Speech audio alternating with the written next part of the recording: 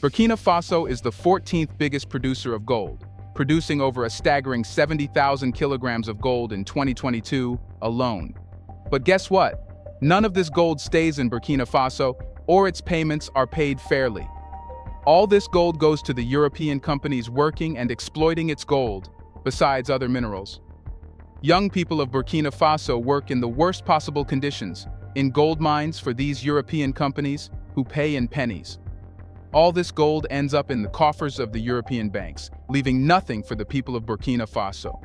That's why 40% of people of Burkina Faso live under the poverty line, and Burkina Faso ranks 184th of the 191 countries when it comes to the Human Development Index.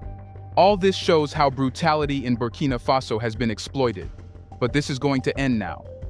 The military leader and president of Burkina Faso, Ibrahim Traoré, recently announced that from now on, the West will not get gold from Burkina Faso below market price.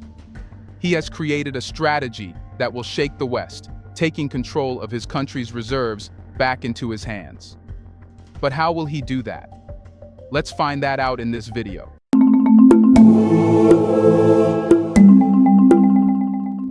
Recently, the military leader and the head of the state of Burkina Faso, Captain Ibrahim Traoré, announced the end of the era in which gold was freely exported to the Western world. Although he came to power through a military coup, he is determined to correct the wrongs committed by his predecessors regarding the nation's natural resources, finances, and overall progress. Historically, Africans have risked their lives to extract these resources, often resorting to hazardous methods like using mercury in small-scale mining operations. However, unfortunately, the benefits of their hard work are seized by intermediaries who acquire these resources at substantially reduced prices.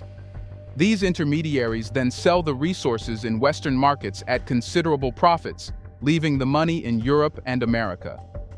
Now, the president of Burkina Faso is more than determined to end this exploitation forever. While addressing the issue, Ibrahim Traoré shed light on the difficult circumstances faced by many Africans engaged in perilous mining operations to process gold. Regrettably, they receive minimal compensation when selling their produce in the African market. Subsequently, this gold is exported to Western markets, yielding significant profits for others while neglecting the needs of local communities. This practice not only hinders job creation, but also chokes overall development, as the money is siphoned away from circulation. You should know that Burkina Faso grapples with a substantial challenge, particularly concerning the prominent mining company, Endeavour Mining. This multinational corporation, based in the UK, holds a dominant position in the Burkina Faso gold mining sector, controlling nearly 1/3 of the country's gold market. To further complicate matters, Endeavour Mining acquired the Mana mine in July 2020 as part of its takeover of the Canada-based gold miner, CMFO. Essentially, the ownership of African resources has frequently transitioned into the hands of foreign entities. Previously, a Canadian company possessed the mine, and now it is owned by a UK-based firm. The data underscores a troubling situation in which the foreign entity, Endeavour Mining, commands a substantial 90% share in the mine, while the Burkina Faso government holds a mere 10% stake. This shows the predominant foreign control. To provide some perspective, Burkina Faso ranked as the world's 14th largest gold producer in 2022, highlighting the significance of its gold reserves. Nonetheless, it's becoming evident that the gold reserves don't truly belong to the people. The majority of multinational companies exploiting these resources come from everywhere except Burkina Faso. The government holds a minor share in these companies, a stake that can be easily bought up. Consequently, the people have minimal control over their own gold, and they can't even afford their own resources. That's why recently, the government procured 200 gold bars from Endeavour Mining. Yes, instead of using its own gold, Burkina Faso had to pay for the same gold those companies were getting from mines in Burkina Faso. This scenario parallels what happened in Ghana, where Anglo Gold Ashanti currently possesses almost all the gold mines, with the Ghanaian government having no stake in these operations. They effectively relinquished their natural resources and heritage at a meager price. The predicament is that the generated profits do not find their way back to the continent, failing to contribute to its development. This is why Burkina Faso's leader asserts that they are moving towards establishing their own company to independently exploit these resources on their own terms. Their aim is to enhance value and sell to the highest bidder, ensuring that the earnings flow back to Burkina Faso for the nation's development. Many young people are left pondering why their nation and the continent, rich in resources, remain in poverty. It's perplexing how Burkina Faso, the 14th largest gold producer globally, can still grapple with economic challenges. The ownership of their gold by multinationals, coupled with the funds not being reinvested within the country, means Canada and the UK reap the benefits. This becomes evident when you evaluate the minimal contributions these corporations make through corporate social responsibility efforts. The leader of Burkina Faso unequivocally proclaims that such practices are now a thing of the past. But how will that be done? Well, Captain Ibrahim Traoré presented a plan. In August of this year, Ibrahim Traoré made an unexpected policy announcement during Burkina Faso's International Youth Day celebrations. Despite the surprise of his audience, Ibrahim, who recognized that a significant portion of the country's gold miners are young people, felt compelled to address a critical issue. Since assuming office in September 2022, Ibrahim has been tireless in his commitment to harness Burkina Faso's abundant resources for its benefit. During the event, he took the stage and delivered a compelling message that underscored the stark contrast between International Youth Day and the actions of the Western world toward African nations. Ibrahim strongly criticized the treatment of African countries, calling it the model of brutal imperialism. He highlighted that despite the formal abolition of slavery in Europe and the United States, Africans continue to endure conditions resembling slavery due to foreign control over gold mines. Many argue that the Western world abolished slavery, but Ibrahim accentuated the role of these very Western powers in perpetuating slavery in Africa. Young Africans are forced into arduous labor in dangerous gold mines, risking their lives to generate profits for Europe while receiving only basic sustenance in return. Ibrahim acknowledged the persistence of neo-colonialism in Burkina Faso, vowing to instigate transformative change. That's when he unveiled Burkina Faso's new policy, which focuses on reclaiming sovereignty over gold mining. Drawing parallels between the current situation in Burkina Faso and the 1800s conditions endured by black slaves in Europe and the Americas, Ibrahim shed light on the perilous lives of today's miners. He posed thought-provoking questions about the miners, their families, and the exploitation they face. He talked about the injustice of their labor, highlighting that, no matter how much gold they extract, the profits ultimately benefit European powers who possess mining rights. This structural dominance by Europe has significantly influenced Burkina Faso's gold mining sector.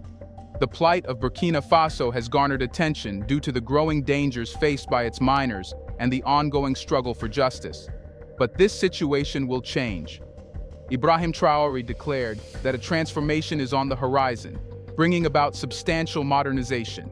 He revealed that he is planning the establishment of a company that will take control of all mining sites in Burkina Faso, especially the gold mines.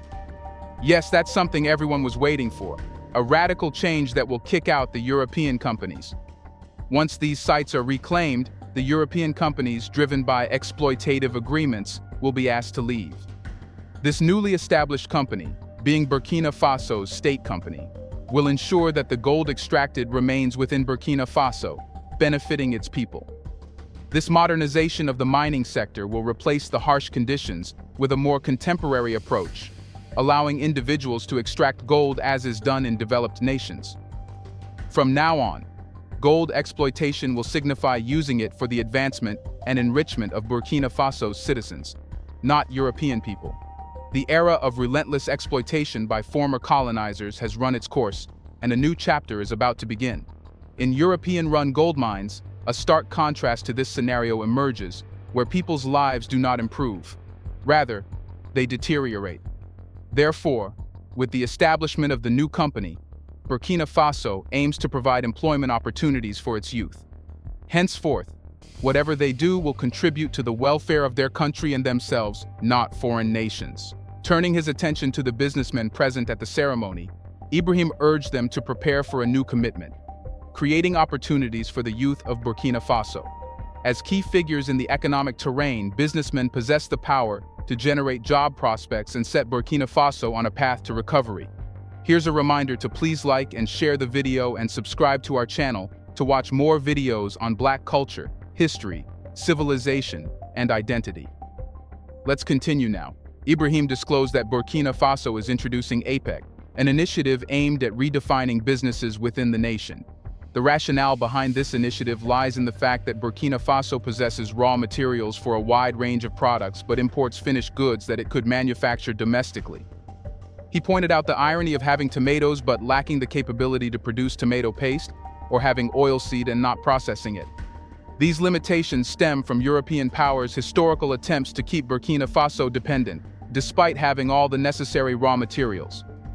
He openly acknowledged that on the path to self-sufficiency and complete independence, imperial powers would exert their utmost efforts to obstruct Burkina Faso. They would create numerous obstacles in an attempt to deter Burkina Faso from pursuing its plans and retreat to the previous state of affairs. However, he affirmed that if the people of Burkina Faso unite in this struggle, which ultimately serves their own well-being, no one can undermine their progress. And it was during this declaration that he made a statement that sent shockwaves through the audience. He said that Burkina Faso's battle is not an isolated one, it is a collective fight for the entire African continent. In other words, the measures Burkina Faso takes from now on should be adopted by leaders of other African countries to liberate themselves from the grasp of former colonial powers and their control. This implies that the imperial European powers, plotting to undermine Burkina Faso, will find themselves challenged by the entire African continent. Even if they attempt to manipulate and employ unethical tactics to control a single country, such tactics are not feasible when dealing with the entire African continent. In recent years, this has been evident in the increasing number of coups across Africa, with leaders who prioritize their nations rising to power. But how much gold are we talking about here? Gold mining plays a key role in Burkina Faso's economy, with the country attaining the status of Africa's fourth largest gold producer. However, Burkina Faso's mineral production is predominantly centered around materials like cement, dolomite, gold, granite, marble, phosphate rock, pumice, various volcanic materials, and salt. Unfortunately, the gold industry in Burkina Faso has been marred by child slavery and mining accidents, such as the one at the Paracoa zinc mine, which is owned by a Canadian company. This specific incident took place during the dry season in Burkina Faso on April 16, 2022, resulting in 8 miners being trapped underground due to flooding. As of 2006, numerous companies were actively involved in gold exploration in Burkina Faso, including entities like Gold Rush Resources, Griffon Minerals Ltd, Orbis Gold Limited, and Golden Rim Resources, hailing from Australia, along with Clough Gold plc and Randgold Resources Ltd from the United Kingdom. The country boasts hundreds of gold mines, with many being small-scale operations. Burkina Faso ranks 3rd in Africa for gold exploration and 4th in gold production. However, all the gold that these mines produce is directly exported out of the country, ending up in European banks. The gold mining industry in Burkina Faso has witnessed remarkable growth, characterized by numerous discoveries since 2006. This expansion has fueled an increase in merger and acquisition activities and attracted more exploration companies to the region. However, all these companies are foreign, taking away all the gold. Burkina Faso stands as the world's 14th largest gold producer, contributing 2% to the global gold output. In 2022, the country produced 70,000 kilograms of gold, an increase from the 66,858 kilograms produced in 2021. Between 2016 and 2019, Burkina Faso witnessed a notable surge in gold production, rising from 38.5 tons to 50.5 tons. Burkina Faso possesses an estimated 6.6 million tons of gold reserves, with the mining industry holding significant importance in Burkina Faso's economy, contributing 75% to its exports, 12.9% to its GDP, and 8.23% to total government revenues. But mining isn't easy. The youth of Burkina Faso are employed by the gold mining industry. However, they have to risk their lives for gold that won't stay in their country. Rather, exit the very moment it is mined. Therefore, it becomes a fruitless risk-taking mission. In Burkina Faso, many children have been forced to abandon their education to earn and be employed in the country's informal gold mines, putting them at risk of accidents. In Buda, a dusty and cacophonous gold mine in northern Burkina Faso, miners struggle to make a meager living under perilous conditions, living in makeshift shelters. While Burkina Faso is the fourth largest gold producer in Africa, between 700 and 1,000 of its mines operate informally. Among the laborers in these mines, you can find children. Covered in dust, they lament that attending school doesn't earn them money. Consequently, they were persuaded by friends to work in the mine. When they discover gold, they can earn approximately 90 bouws per month. They share some of it with his parents and keep the rest for themselves. That's the story of nearly every child in Burkina Faso. In shafts that plunge as deep as 10 meters, descending without ropes, the child chips away at the rock with a pickaxe. It is estimated that around 20,000 children work in Burkina Faso's gold mines. Apart from children, a major portion of the country's youth is employed in the mining industry by foreign companies. But despite being rich in resources, including gold, poverty lingers in Burkina Faso. While agriculture serves as its economic backbone, there has been a notable increase in gold exports. A significant portion of the population, more than 40%, lives below the poverty line. In the 2021-2022 Human Development Index report from the United Nations Development Programme, Burkina Faso ranked 184th among 191 countries. The statistics on poverty in Burkina Faso exhibit considerable volatility. Although reports indicate that approximately 45% of Burkinabe live below the poverty line, many households exist just slightly above this threshold. Consequently, even minor shifts in household incomes can significantly affect the actual number of individuals living in poverty. In Burkina Faso, poverty is predominantly concentrated in rural areas, affecting roughly 90% of the population living in these regions. In the swiftly growing sub-Saharan African city of Ouagadougou, the capital, only 10% of the residents experience poverty. Despite its abundant gold resources, Burkina Faso's population remains mired in poverty due to the resource curse. This concept says that countries blessed with valuable natural resources like oil, minerals, or gold may paradoxically face heightened poverty and sluggish economic growth due to the exploitation of these resources by foreign corporations. Burkina Faso possesses substantial gold reserves, which have lured the interest of foreign mining companies, particularly from Europe. These companies often engage in agreements with the government to mine and export gold from the country. However, these agreements are far from fair, undoubtedly offering the leaders instant benefits in return for allowing exploitation without objection. Hence, mined gold does not remain within Burkina Faso. Instead, they are repatriated by foreign firms to their home countries, primarily in Europe.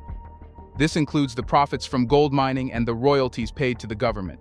The revenue generated from gold mining is not adequately reinvested in Burkina Faso for the well-being of its people. Consequently, the nation struggles to allocate funds for essential services such as education, healthcare, infrastructure, and social programs, which could significantly enhance living standards.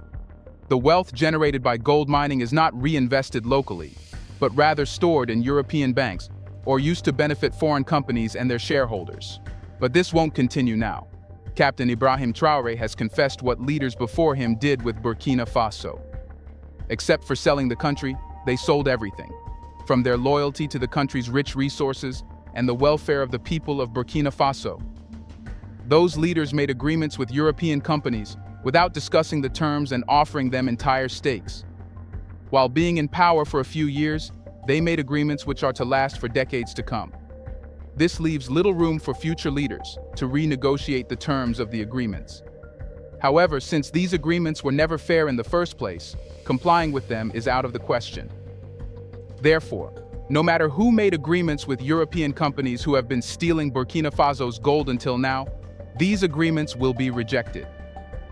Once Captain Ibrahim Traoré established the state company responsible for overseeing all mining operations, these European companies could come and make new agreements. This time, these agreements will ensure that a major portion of gold and resources stay in Burkina Faso for its people and their welfare. Isn't it true that with this move, Ibrahim Traoré will deprive the West of the cheaper gold it used to get from Burkina Faso? What do you think? Will this gold, which will now be used for Burkina Faso's people, bring prosperity?